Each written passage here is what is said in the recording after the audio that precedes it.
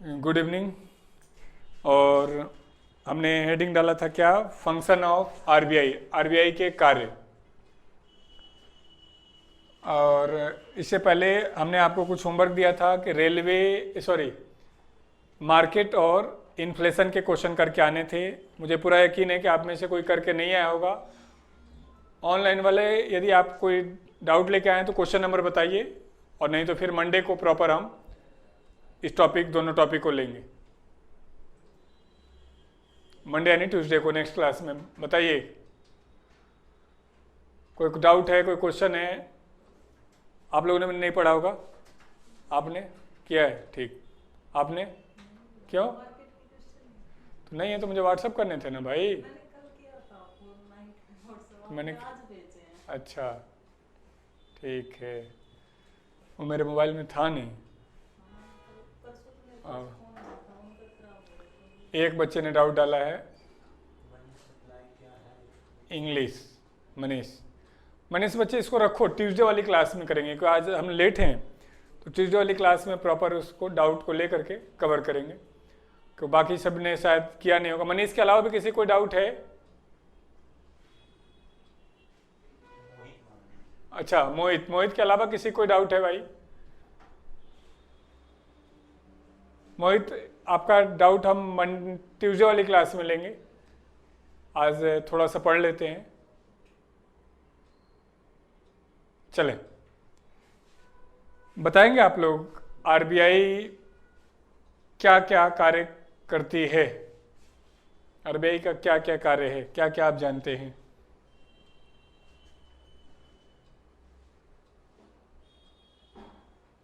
हाँ,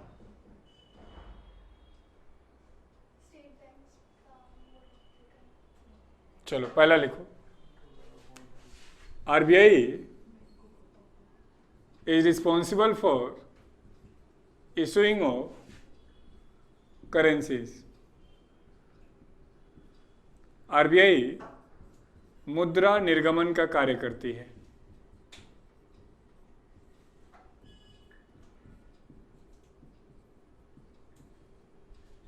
issuing of currencies in India, RBI Bharat में मुद्रा निर्गमन का कार्य करती है, मुद्रा निर्गमन का कार्य करती है। क्या आरबीआई कितना भी नोट छाप सकती है? यस, आरबीआई कितना भी नोट छाप सकती है।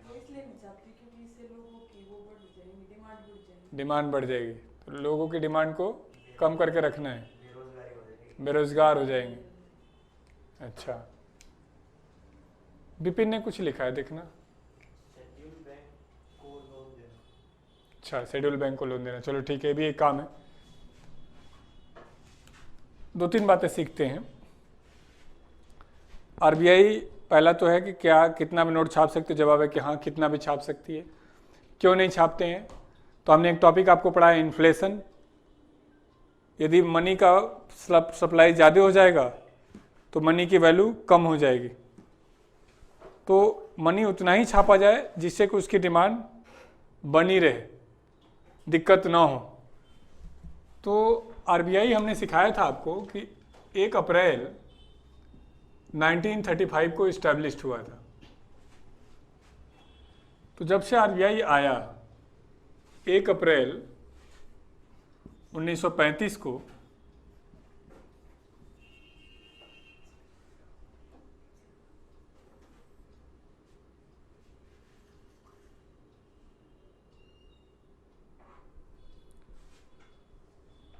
तो आरबीआई की जिम्मेदारी दे दी गई नोट जारी करने की। और हमने सीखा था कि आरबीआई 31 दिसंबर 1948 तक भारतीयों के कंट्रोल में था, क्योंकि हमने लिखा था कि 1 जनवरी 1949 को आरबीआई पे कंट्रोल किसका हो गया था? भारतीयों का, जिसको हमने नेशनलाइजेशन कहा था। तो इन्हें ध्यान से देखिए, तो आज़ादी के बाद, क्योंकि 15 अगस्त 1947 को हम आज़ाद हो गए, तो आज़ादी के बाद भी जो भी नोट छापे जा रहे हैं वो ब्रिटिशर्स के नाम से छापे जा रहे हैं। 1 अप्रैल 1935 से 31 दिसंबर 1948 तक नोट बनाए हमने किसके द्वारा? ब्रिटिशर्स के द्वारा। फिर 1 जनवरी 1949 को जब इस पर हमने अपना कंट्रोल कर लिया तो हमने नोट जारी करने का एक सिस्टम शुरू किया, जिस सिस्टम का नाम था PRS सिस्टम। PRS का फुल फॉर्म है प्रोपोर्शनल रिजर्व सिस्टम, आनुपातिक आरक्षित प्रणाली। यह प्रणाली कह रही है जितना नोट बनाना है बनाइए, हर बार अपने नोट का 40% गोल्ड आपको एज RBI रिजर्व रखना होगा। मतलब मान लो 1 करोड़ नोट बनाना है तो 40 लाख का गोल्ड रखना होगा। 1 करोड़ नोट बनाना है, 10 करोड़ नोट बनाना है तो 4 करोड़ का गोल्ड रखना होगा। तो ध्यान से देखो, तो पॉपुलेशन आगे बढ़ेगी तो नोट की डिमांड बढ़ेगी नहीं बढ़ेगी? बढ़ेगी। GDP आगे बढ़ेगी तो भी नोट की डिमांड बढ़ेगी। तो क्या उतनी तेजी से गोल्ड बढ़ पाएगा? तो जवाब है कि नहीं। तो धीरे धीरे इस मेथड में दिक्कत आने लगी।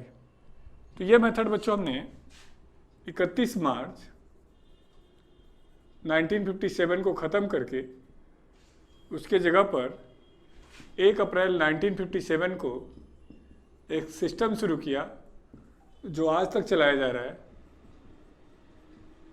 उस सिस्टम का नाम है MRS सिस्टम।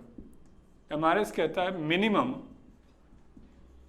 रिजर्व सिस्टम, न्यूनतम आरक्षित प्रणाली। ये करेंगे जितना नोट बनाना है बनाइए, कोई दिक्कत नहीं है, लेकिन हर बार गारंटी रखने के बजाय एक मिनिमम गारंटी रखिए। और वो मिनिमम गारंटी कितनी रखी गई है? तो बच्चों मिनिमम गारंटी रखी गई 200 करोड़ की। इस 200 करोड़ में 115 करोड़ का गोल्ड और 85 करोड़ की फॉरेन सिक्योरिटी, विदेशी प्रतिभूति रखी गई, डॉलर, पाउंड, यूरो, जो भी। उसके बाद जितना चाहे नोट बना सकते हैं।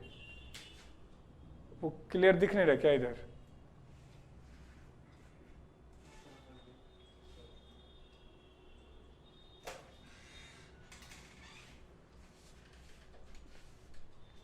तो एक बार यहाँ तक लिखिए और जो भी डाउट मन में आ रहा हो एक एक करके पूछ लीजिए।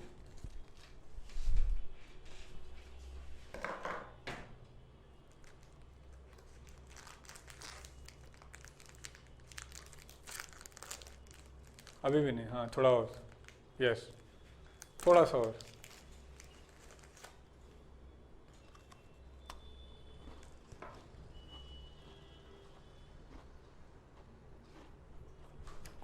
कोई डाउट भी है शायद एक बच्चे का? शुभम, अब दिख रहा है क्या? सॉरी, सौरभ।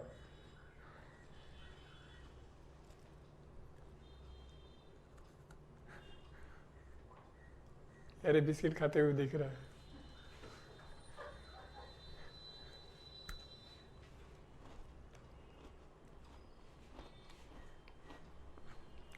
तुम लोग खाने की टाइमिंग क्या है? तो तुम दोनों कहीं बुला लो, मंगवा दूं या वहीं जा खाओगी? अच्छा,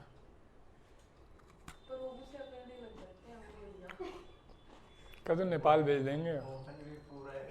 हाँ,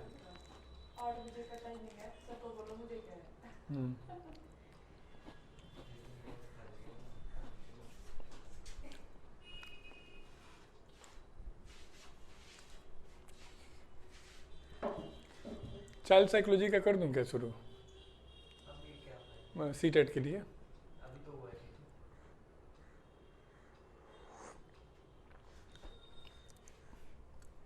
मेरा मन कर रहा है चाइल्ड साइकोलॉजी पर पढ़ाने का। पॉलिटी भी करूँगा। हाँ, मैं चाइल्ड साइकोलॉजी पढ़ाता हूँ।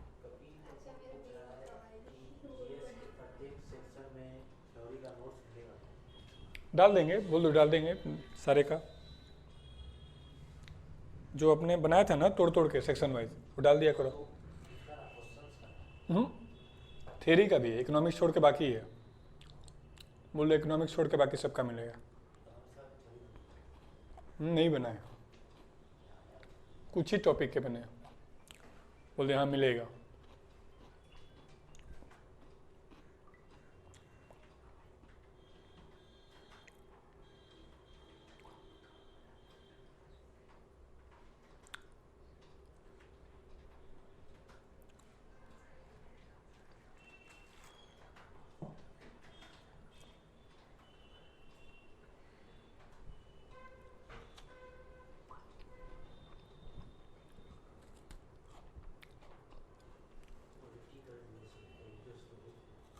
हैं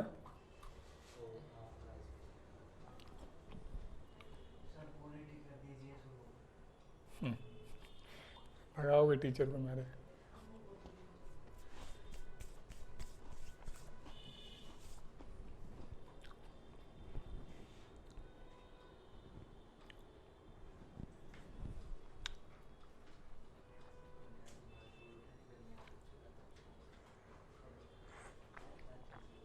जो लोग लिख चुके हैं कोई क्वेश्चन हो तो बताओ।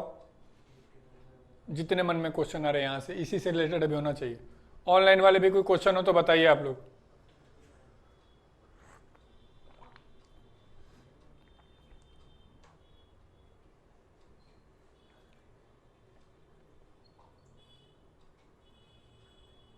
नहीं, कोई क्वेश्चन नहीं है।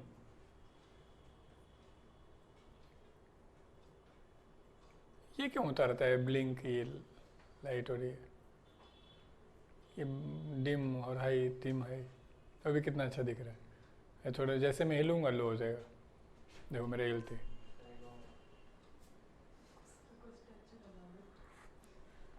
नहीं इन्होंने लग रहा है फेस ओरिएंटेड कर दिया है। फेस हटते ही हिलते ही कैमरा चेंज होता। हाँ चलो, कोई क्वेश्चन है ऑनलाइन वालों आप लोग का? नहीं, अरे तुम तो कहीं इसको और लिख ली होती, मेरे पास जगह नहीं था इसलिए मैंने यार रखा था। इसको तो नीचे लिख लिए होते, मिनिमम कैपिटल, न्यूनतम पूंजी। तुम लोग भी सब वहीं लिख दी। चलो कोई बात नहीं। नहीं, वो बेसिकली मिनिमम कैपिटल कहीं और लिखना था, यहाँ जगह नहीं था। मैं ऊपर लिख रहा था तो कट रहा था, नीचे लिख रहा था तब कट रहा था। कोई बात नहीं। क्वेश्चन आता है नोट जारी करने का कौन सा सिस्टम कार्य कर रहा है। तो नोट जारी करने का कौन सिस्टम कार्य कर रहा है? MRS system. क्वेश्चन आता है एमआरएस का फुल फॉर्म क्या है? मिनिमम रिजर्व सिस्टम या मैक्सिमम रिजर्व सिस्टम। इंग्लिश में लिखो फुल फॉर्म। दूसरा आता है कि एमआरएस में क्या क्या रखा गया है। तो हमने कहा 200 करोड़ का गोल्ड और 85 करोड़ की फॉरेन सिक्योरिटी। तीसरा आता है गोल्ड और फॉरेन सिक्योरिटी में रेशियो क्या है। तो 115 करोड़ और 85 करोड़ को काटोगे तो कितना आएगा?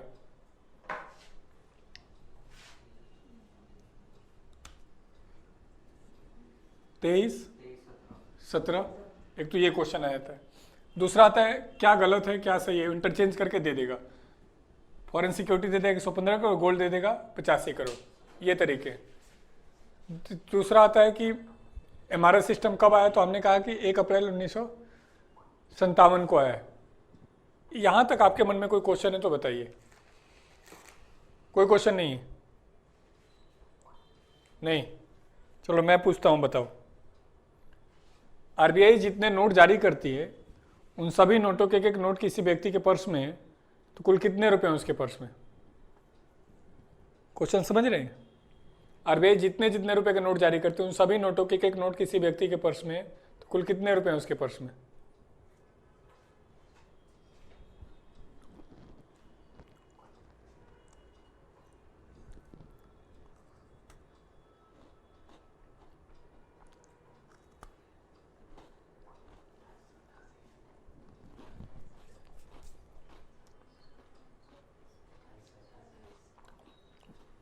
चलिए एक जवाब आ रहा है 2888। इसके अलावा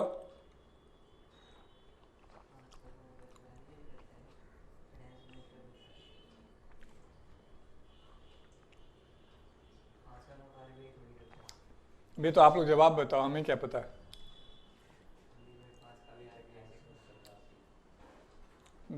बिपिन क्या कह रहा है? 2887। 2887 1, 2888 2। अभी 2 ऑप्शन है।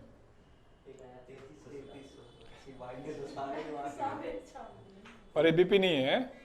ये भी नहीं, कमल कमल का 2888, 2888, 3300, 3387।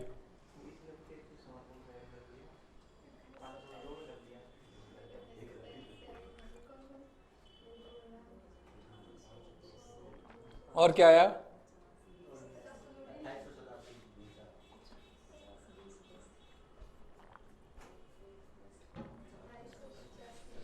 2885 3, 2880 4।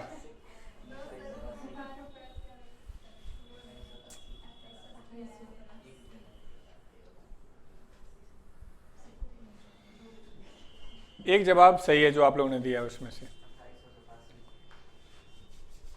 तो लिखो एक point. RBI issued ₹2 to 2000 rupees note. RBI ₹2 से 2000 रुपए तक के नोट जारी करती है।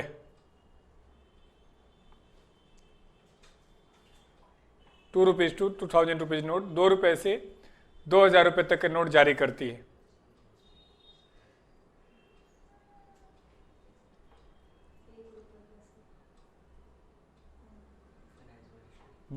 परंतु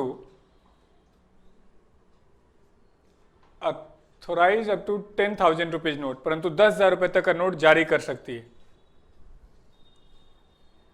authorize up to 10,000 rupees note, 10,000 रुपए तक का नोट जारी कर सकती है।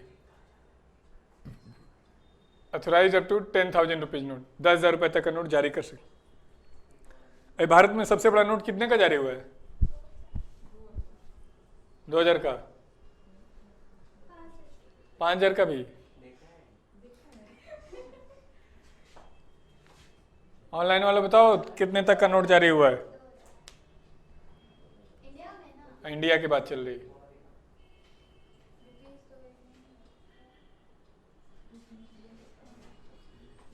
तो भाइयों 10,000 रुपए तक का नोट जारी हुआ है भारत में। 10,000, 5,000 और 1,000, इन तीनों नोटों को हमने 1978 में आकर के बंद कर दिया था। 1978 में आके बंद कर दिया, और फिर 22 साल बाद इन ईयर 2000 में 1,000 का नोट दोबारा शुरू हुआ। 1,000, 500, 100, 50, 20, 20, 10, 10, 5, 2, इतने नोट चला करते थे जिनकी संख्या होती थी 8।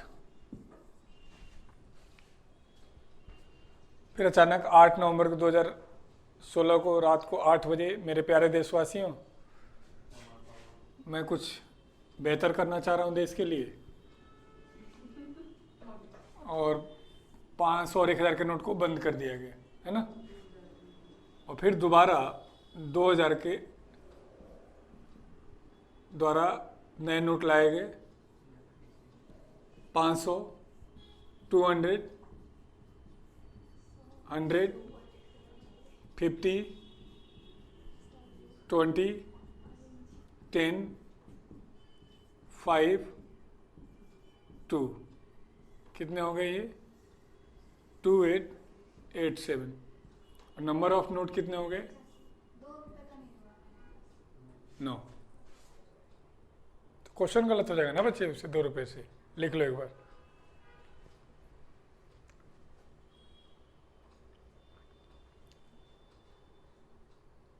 तो ये पूछा जाए नंबर ऑफ नोट कितने हैं, तो 9। टोटल वैल्यू कितनी है, तो 2887। ये क्वेश्चन पहले आया था आईएएस में, फिर उसके बाद कई सारे एग्जाम में पूछा है।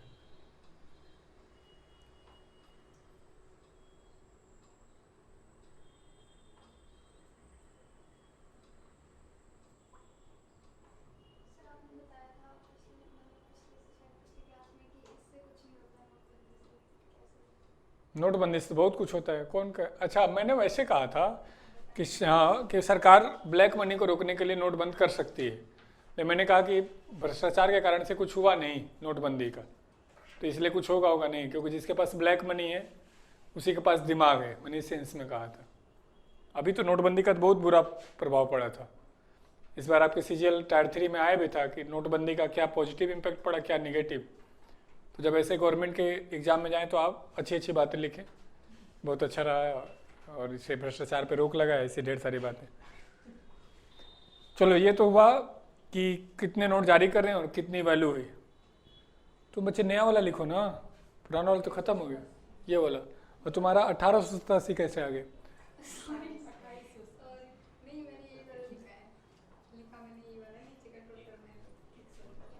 अच्छा, अब है कि एक का नोट कौन जारी करता है?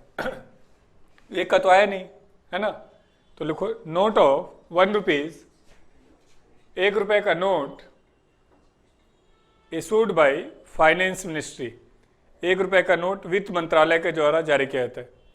इशूड बाय फाइनेंस मिनिस्ट्री, वित्त मंत्रालय के द्वारा जारी किया जाता है, फाइनेंस मिनिस्ट्री। एंड तथा साइंड बाय फाइनेंस सेक्रेटरी, तथा इस पर वित्त सचिव का हस्ताक्षर होता है। साइंड बाय फाइनेंस सेक्रेटरी, वित्त सचिव का हस्ताक्षर होता है।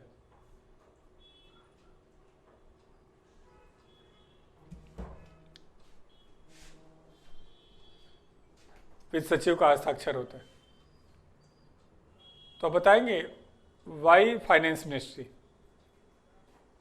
वित्त मंत्रालय ही क्यों जारी करती है 1 रुपए का नोट? सारा जारी कर रहे थे तो ये भी कर देते।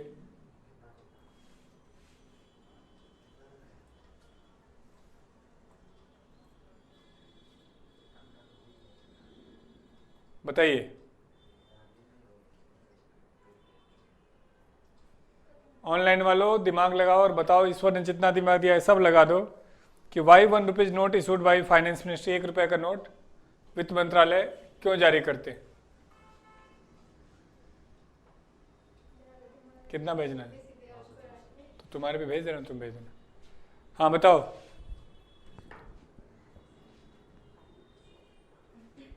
कोई लॉजिक है या ऐसे ही? लॉजिक होगा ना, क्या लॉजिक है? देखो कोई जवाब आया है शायद। क्योंकि ये गारंटी पत्र है। क्या नाम है इसका? कमल पांडे। कमल पांडे लग रहा है, पढ़ाई की है मेरे से। जवाब तो यही है जो कमल पांडे दे रहे। नोट है तुम सबके पास जेब में? निकालो नोट, निकालो निकालो। लूंगा नहीं, वैसे बोल रहा हूँ। नहीं, एक का छोड़ के।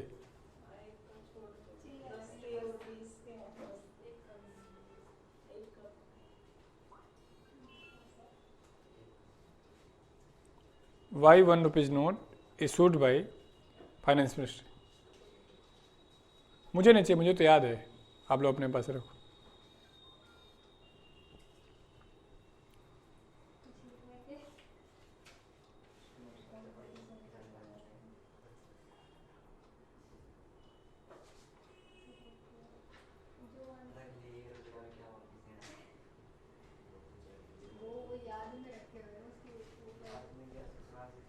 कितना? 900?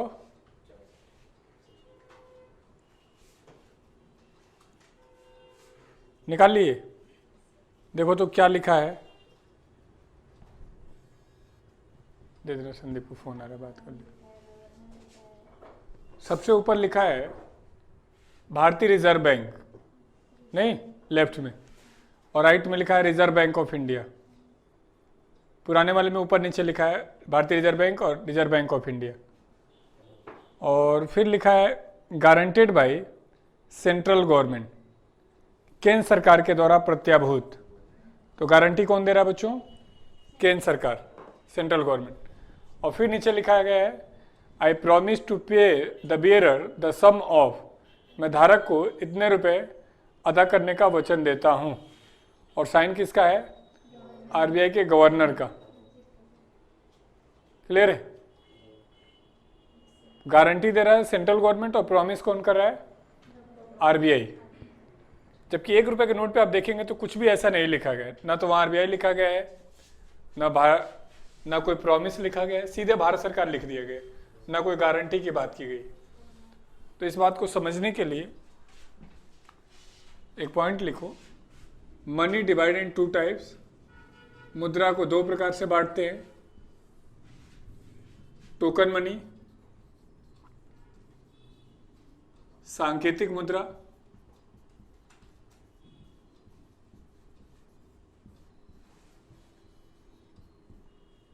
और दूसरा स्टैंडर्ड मनी, मानक मुद्रा।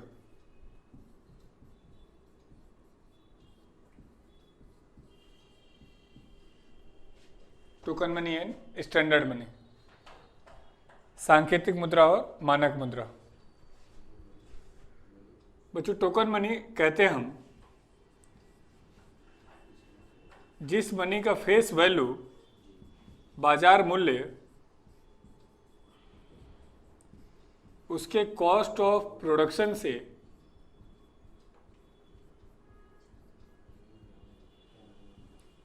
उत्पादन लागत से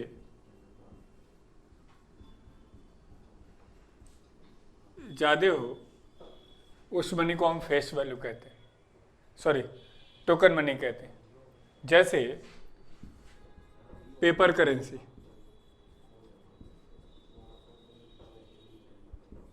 पेपर मुद्रा। 1000 का नोट 2000 का नोट बनाने में 2000 लग जाता होगा? नहीं। 500 का नोट बनाने में? नहीं। या नॉर्मल मेटल के जो क्वाइन है, जैसे अभी हमारे सिक्के हैं, 5 का सिक्का बनाने में 5 रुपये लगता होगा? नहीं। तो हमने कहा जिस मुद्रा का बाजार मूल्य उसके उत्पादन लागत से ज़्यादा हो, वैसी मुद्रा को हम क्या कहेंगे? टोकन मनी कहेंगे। और स्टैंडर्ड मनी क्या होगा? जिस मनी का फेस वैल्यू बाजार मूल्य उसके कॉस्ट ऑफ प्रोडक्शन के बराबर हो,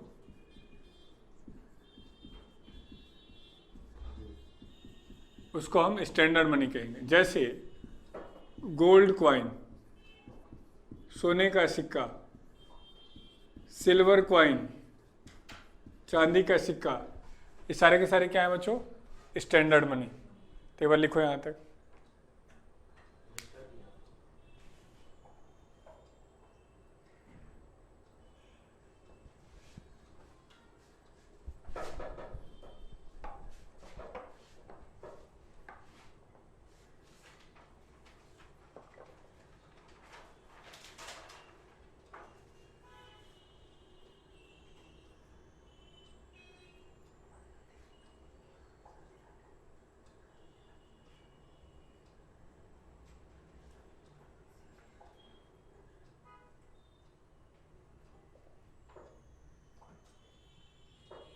लिख दिए?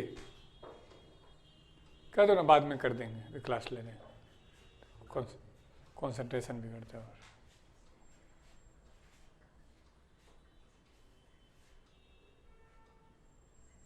इसको रिप्लाई करते रहो।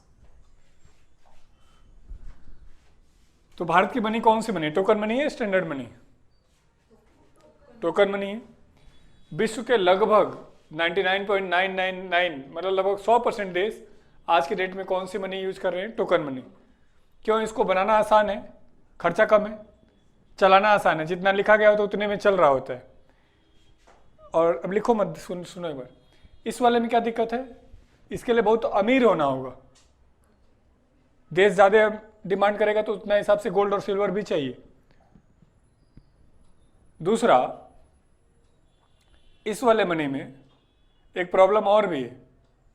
एक तो आपको अमीर होना होगा, दूसरा डिस्प्यूट जनरेट करेगा। गोल्ड का प्राइस बढ़ जाएगा तो करेंसी की वैल्यू क्या हो जाएगी? बढ़ जाएगी। गोल्ड का प्राइस कम हो जाए तो करेंसी की वैल्यू क्या हो जाएगी? कम हो जाएगी। इसीलिए विश्व के सभी देश कौन सा मनी चलाना पसंद करें? Token money. ये जितना लिखा गया उतने में ही चलेगा। इस वाले में क्या दिक्कत है? बनाना भी मुश्किल है, चलाना भी मुश्किल है। तो इसलिए विश्व के सभी देश कौन सा पसंद करें? Token money. लेकिन इसमें एक प्रॉब्लम है टोकन मनी में, इससे नकली नोट ज़्यादा आएंगे। क्यों? खर्चा कम है, चलेगा ज़्यादा में, तो इसलिए देश इसको टाइम टू टाइम नकली नोटों का डिजाइन चेंज करता रहता है। इसीलिए देखो नकली नोट जब भी आएंगे तो बड़े नोटों के आएंगे या छोटे नोटों के? बड़े नोटों के, क्योंकि सजा तो उतनी ही है, खर्चा लगभग उतना ही है, तो क्यों ना बड़ा वाला नोट बनाया जाए। तो इसलिए नकली नोट हमेशा कहाँ के आते हैं? बड़े नोटों के। तो विश्व के सभी देश कौन सा नोट पसंद करें? टोकन मनी, क्योंकि बनाना आसान, चलाना आसान। ये नहीं पसंद करें, क्यों? इसको बनाना ही मुश्किल है, महंगा है, और चलाना ही मुश्किल है, महंगा है। तो अभी तक एक पॉइंट सीखा कि भारत का मनी कौन सा मनी है? टोकन मनी है। दूसरा, सरकारें कौन सी मनी पसंद करेंगे? टोकन मनी या स्टैंडर्ड मनी? Token money. इसलिए विश्व के सभी देश टोकन मनी चला रहे हैं। लेकिन मैं और आप कौन सा मनी पसंद करेंगे? मतलब आपको गोल्ड कॉइन मिले और नोट मिले तो कौन सा आप लेना पसंद करेंगे? क्यों? उसकी वैल्यू इन फ्यूचर ज़्यादा होगी। आप सुनते होंगे कि दिवाली में घरों में गोल्ड कॉइन या सिल्वर कॉइन खरीद के आता है। कभी सुना कि पापा ने 2-2 हज़ार के 5 नोट खरीद के ला कर रख दिए, 2100 में बेचेंगे? ऐसा नहीं। जब भी लाएंगे तो हम कौन सा लाएंगे? Standard money, gold coin.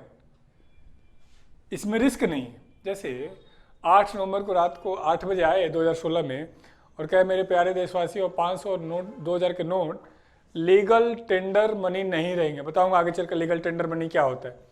Legal tender money का सामान्य मतलब होता है ऑफिशियल करेंसी, आधिकारिक मुद्रा। तो आपने कहा कि 500 और 2000 के नोट, 1000 के नोट नहीं चलेंगे, तो जिनके घरों में था वो डर गए। मान लो कहें कि 500 और 2000 के सिक्के नहीं चलेंगे गोल्ड के, तो कोई बात नहीं है, गोल्ड और सिल्वर के रूप में तो चले जाएंगे। यानी यहाँ पर कस्टमर को ज़्यादा रिस्क नहीं है, लेकिन यहाँ पर रिस्क है। आपका जब मन किया बंद कर देंगे, जब मन किया चालू कर देंगे। दूसरा रिस्क क्या है? एक रिस्क और देखो, इकोनॉमी डाउन होने लगे तो करेंसी की वैल्यू भी यहाँ क्या होने लगेगी? डाउन होने लगेगी। यहाँ तो इकोनॉमी डाउन हो, अप हो, गोल्ड और सिल्वर के रूप में, तो इसकी वैल्यू रहेगी। तो कस्टमर इसको कहता है, मैं और आप इसको कहते हैं गुड मनी, अच्छी मुद्रा, और इसको कहते हैं हम बैड मनी, बुरी मुद्रा। क्योंकि इसमें रिस्क नहीं है, इसमें रिस्क ज्यादा है, तो इसीलिए हम और आप इसको बैड मनी, बुरी मुद्रा, उसको अच्छी मुद्रा। तो दोनों बातें सीख के गुड मनी क्या है, बैड मनी क्या है, टोकन मनी क्या है, स्टैंडर्ड मनी क्या है। चारों बातें क्लियर हैं। क्यों हम इसको गुड मनी कह रहे हैं? इसमें रिस्क नहीं है, इसीलिए इसमें रिस्क ज़्यादा है। आप देखा करो, यहाँ से कॉन्सेप्ट और सीख सकते हो, सिक्के बहुत बड़े नहीं बना सकते। सिक्के बहुत बड़े बनाएंगे तो लोग नकली बनाने लगेंगे। आपने देखा होगा 10 के सिक्के नकली आने लगे। क्यों? सिक्का इजीली नकली बनाया जा सकता है। मान लो अभी सुन रहे हैं 20 का सिक्का आने जा रहा है, तो जैसे 20 का सिक्का आएगा मार्केट में नकली सिक्कों की भरमार हो जाएगी, रिस्क है ही नहीं। दूसरा, आप देखते होंगे टाइम टू टाइम सिक्कों का साइज छोटा करते हैं, उससे छोटा करना पॉसिबल नहीं होता तो फिर बंद कर देते, ताकि ये लॉ काम करता रहे, उसका उत्पादन लागत उसके मार्केट वैल्यू से कम रहे। इसीलिए हम क्या कौन सा ला रहे हैं? Token money. दूसरा, आप बड़े करेंसी के नोट तो देख पाएंगे, लेकिन छोटे करेंसी के नोट दिखते हैं आपको? 2 और 5 के नोट बन रहे हैं अब? तो जवाब है नहीं। आरबीआई ने कहा कि अब सिक्के चलाओ छोटे नोटों में। क्यों? उसका लागत ज़्यादा आ रहा था। तो हमने 2-3 चीज़ें आपको यहाँ सिखा दी कि सिक्के क्यों छोटे किए जा रहे हैं, सिक्कों के बड़े करेंसी क्यों नहीं आती है, नोटों की छोटी करेंसी क्यों नहीं आती है, ताकि टोकन मनी का जो लॉ है वो काम करता रहे। अब हमने एक वर्ड सिखाया आपको, गुड मनी और बैड मनी। कोई दिक्कत यहाँ तक? नहीं। अब एक कॉन्सेप्ट और सीखते हैं। मान लो आपके पास गुड मनी भी हो, बैड मनी भी हो, और आपको खर्च करना हो, तो आप कौन सा खर्च करना पसंद करेंगे?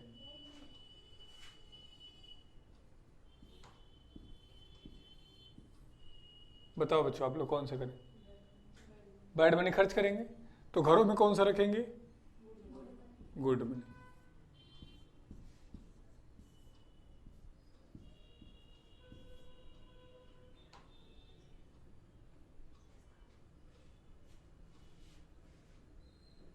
तो मार्केट में कौन सा बचा?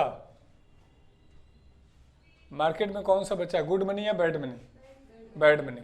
लोगों ने घरों में क्या कर लिए, गुड मनी रख लिया। तो इसको एक व्यक्ति ने कहा था बैड मनी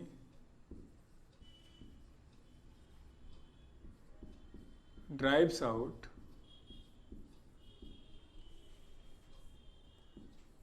गुड मनी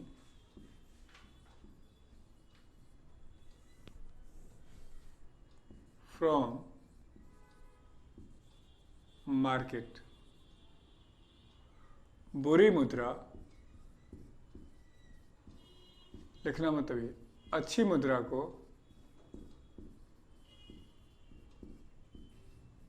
बाजार से बाहर कर देती है।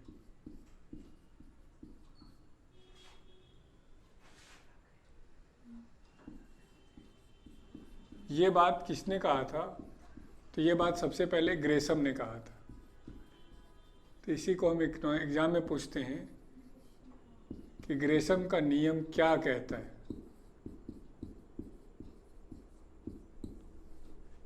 क्लियर है? तो हेडिंग डालो ग्रेसम्स लॉ, ग्रेसम का नियम। देवेंद्र कोई क्वेश्चन है क्या बच्चों का लास्ट में? हैं?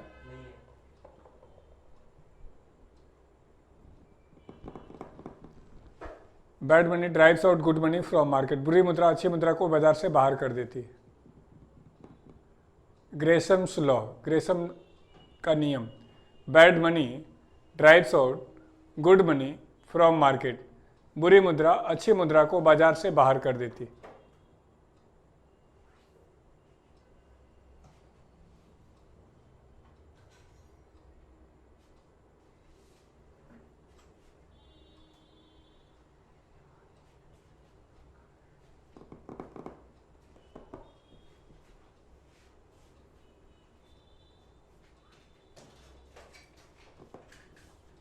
कोई दिक्कत है यहाँ तक? नहीं। तो हमने सीखा टोकन मनी क्या है, बैड मनी क्या है, और ग्रेसम लॉ क्या है। अब देखो एक यूं ही एग्जाम्पल समझो।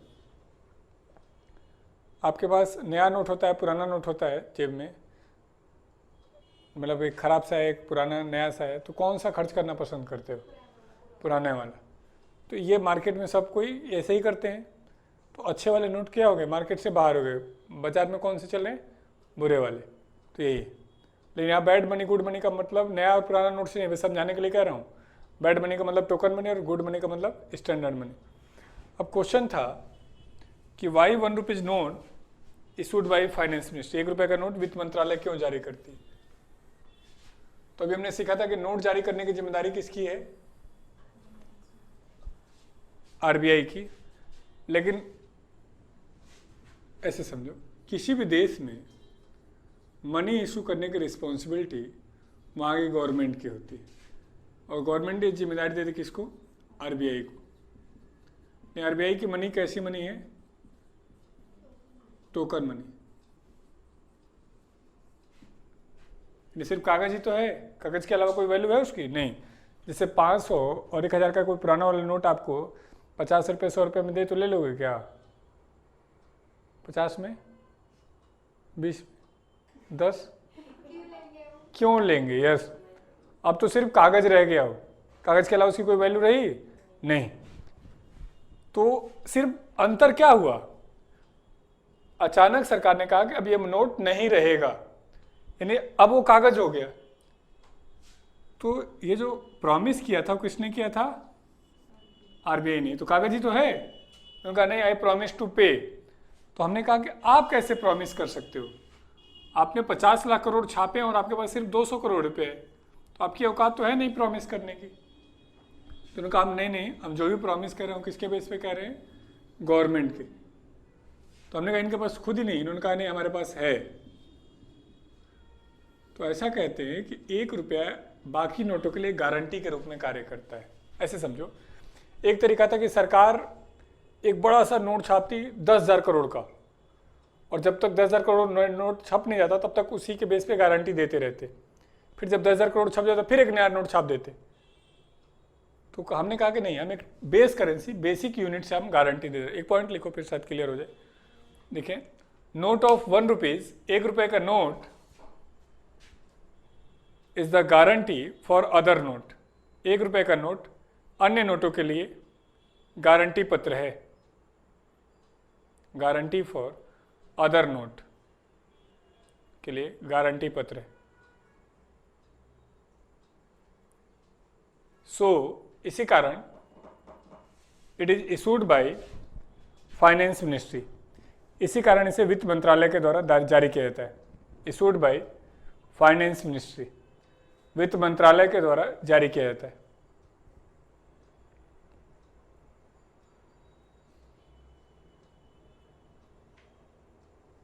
इसको ऐसे समझो, ये एक सांकेतिक तरीका है गारंटी का, मतलब सिर्फ इंडिकेटर।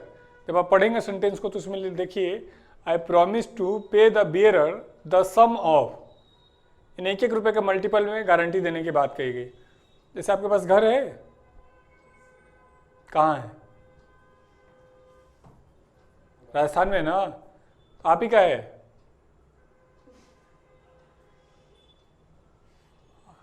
आपका है ना? कैसे पता आपका? ये कहेंगे जी मेरा है, तो आप क्या गारंटी है कि आप कहोगे जी मेरा है? कैसे पता चलेगा? आपके पास एक कागज है, नहीं है कागज, बस उस कागज पे भारत सरकार का स्टैंप लगा हुआ है जो ये कहता है कि हम गारंटी देते हैं कि इस प्रॉपर्टी का मालिक आप हैं। यानी सिर्फ एक सांकेतिक तरीका है, उसी कागज के बेस पर आपने वो प्रॉपर्टी अपनी मानी हुई है।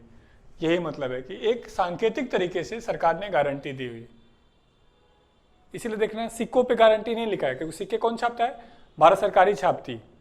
यदि सारे नोट भारत सरकार छाप देती तो गारंटी देने की जरूरत नहीं पड़ती। तो हमने कहा कि बाकी नोटों के लिए गारंटी देने का काम कौन करता है? 1 रुपए का नोट। तो एक पॉइंट लिखो, ऑल क्वाइन, सभी सिक्के, also issued by finance ministry, सभी सिक्के भी वित्त मंत्रालय के द्वारा जारी किए जाते हैं।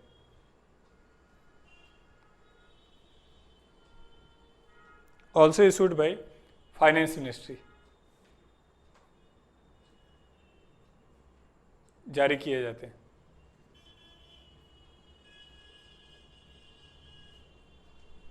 क्लियर है? चलो अगला आ जाओ।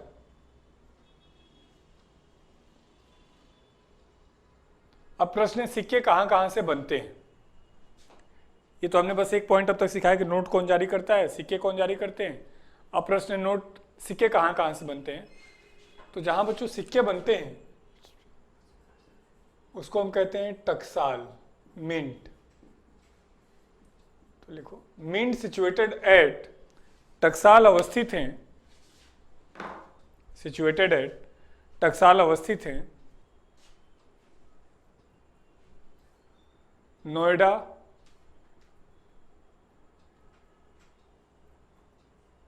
मुंबई, कोलकाता एंड तथा हैदराबाद। नोएडा, मुंबई, कोलकाता एंड हैदराबाद। अब जहां से नोट बनते हैं वो कहां कहां से बनते हैं? तो लिखो, नोट प्रिंटेड फ्रॉम, नोटों का मुद्रण होता है, note printed from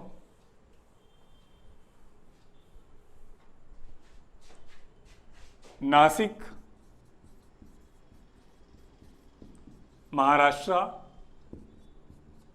Dewas, MP,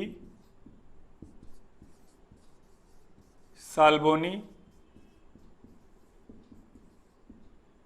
Nashik, Maharashtra, Dewas, MP, Salboni, West Bengal and Hoshangabad.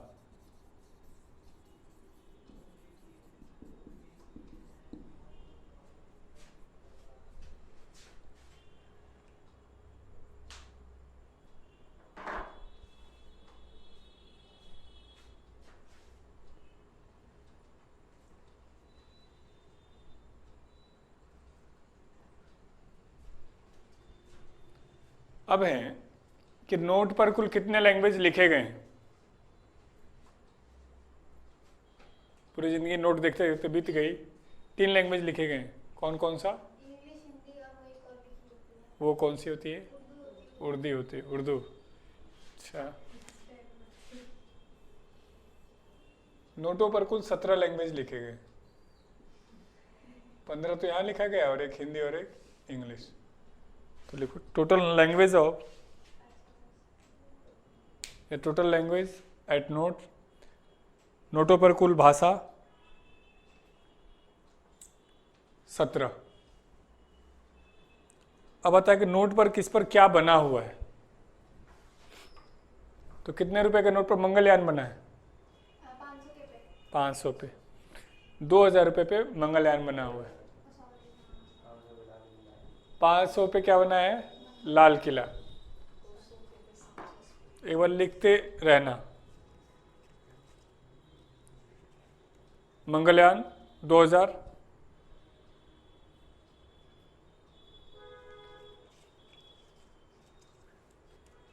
सौ वाला है, नया वाला 100। 500 पे लाल किला,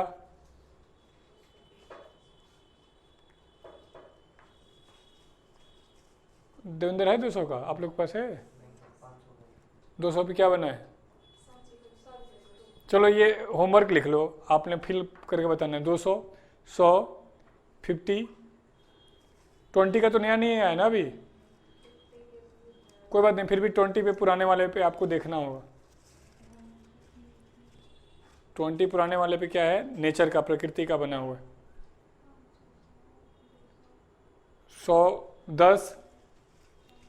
10 पे क्या है?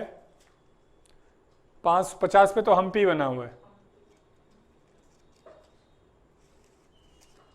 और फिर 10, 5 और 2 के तो अब छप नहीं रहे, तो ये आपको देखना होगा। इसमें 2 काम होमवर्क रहेगा आपका, एक तो कलर इनका क्या है, और दूसरा क्या प्रतीक चिन्ह बना है। अगला लिखो, इंडियन रुपीज सिस्टम, भारतीय रुपया is based on decimal system, भारतीय रुपया दशमलव प्रणाली पर आधारित है। Is based on decimal system, दशमलव प्रणाली पर आधारित है।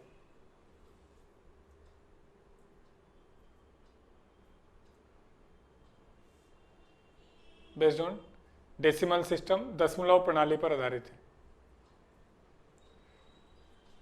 ब्रैकेट में लिखो, फ्रॉम 1 अप्रैल 1957, 1 अप्रैल 1957 से।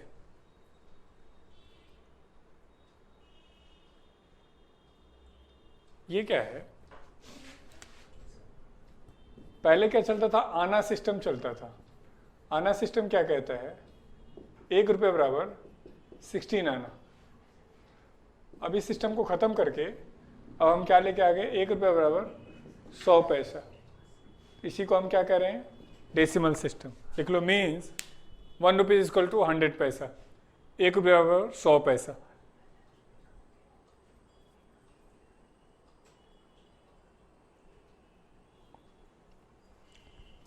अब भारत में आने वाले समय में प्लास्टिक का नोट भी चलेगा। 10 का नोट प्लास्टिक का चलाया गया था 2013 में ट्रायल बेसिस पर। ये 5 शहरों में, यहाँ शिमला, जयपुर, भुवनेश्वर, कोच्चि और मैसूरू में ट्रायल बेसिस पर। प्लास्टिक का नोट बनाने का पर्पज़ क्या होता है? इन्वायरमेंट को प्रोटेक्ट करना। पेड़ काटना पड़ता है कागज़ का नोट बनाने के लिए। ये प्लास्टिक का जो नोट आया था पॉलीमर प्लास्टिक है, इजीली रिसाइकल होगा। विश्व में पहला देश न्यूजीलैंड कह लो या ऑस्ट्रेलिया कह लो, जिन्होंने पहली बार प्लास्टिक का नोट लेके आए थे 1988 में। उसके बाद विश्व के लगभग सभी देश प्लास्टिक के नोट की तरफ मूव कर रहे हैं। तो ये तो था पहला काम आरबीआई का, मनी इशू करना। अब इसमें आपके मन में कोई क्वेश्चन हो मनी से रिलेटेड, ऑनलाइन ऑफलाइन, तो आप लोग हमसे पूछ सकते हैं। मनी से रिलेटेड जो भी क्वेश्चन आ रहा हो। जैसे नकली नोट बनाते हैं तो उसमें वो शायद वो तार जो भी होता है वो सिल्वर का, वो नकली वाले में क्यों नहीं डाल सकते? मतलब ऐसे क्या होता है? ये ऐसे समझो, हम कोशिश ये कर रहे हैं कि आप हमें कॉपी ना कर पाए। तो इस तरीके की हम जो उसमें बुक नहीं देखते हो, बुक पे लिखा था हॉलमार्क वाले बुक लें, तो मतलब वो लोग कॉपी ना कर पाए, तो उस तरीके से हमने उसमें सिम्बॉलिक बनाया हुआ है। मतलब नकली नोट बनाने को रोकना, लेकिन ये कहना कि क्यों नहीं बना पा रहे हैं, तो ऐसा नहीं, वो बना लेते हैं वो भी। हाँ, और कोई क्वेश्चन हो नोटों से रिलेटेड?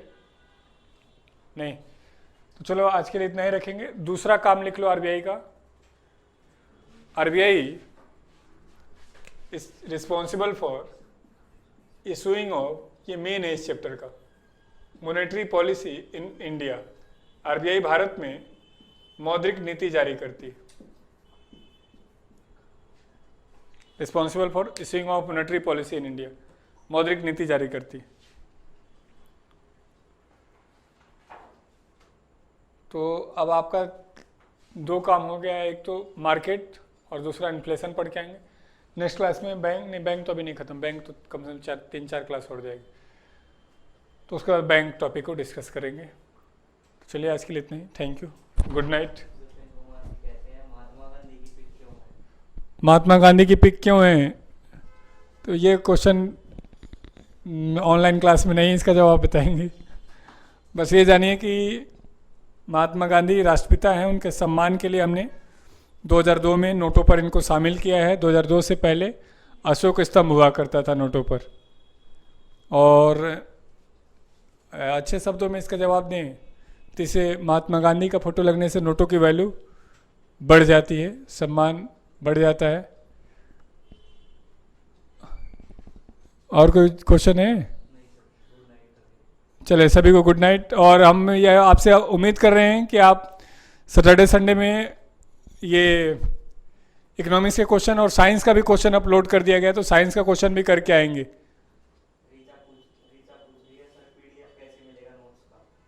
पीडीएफ नोट्स का कैसे मिलेगा? एक नंबर नोट करें, बोले नंबर नंबर कमेंट बॉक्स में दे रहे हैं, उस पर कोई दिक्कत हो तो नोट से रिलेटेड आप उसमें कॉल कर सकते हैं।